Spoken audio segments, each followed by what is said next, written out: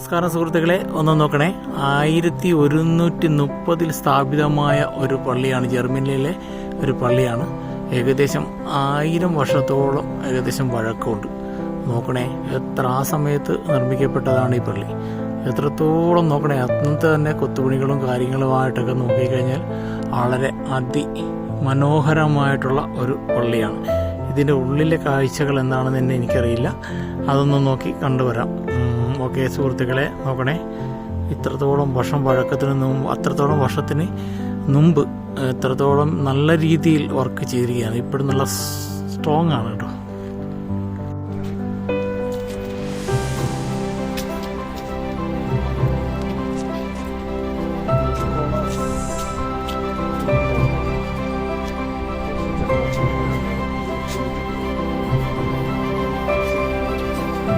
സുഹൃത്തുക്കൾ, ഇതിൻ്റെ അകം ഏകദേശം ഏത് രൂപത്തിലാണെന്നൊന്നും നമുക്ക് കണ്ടുവരാം കേട്ടോ.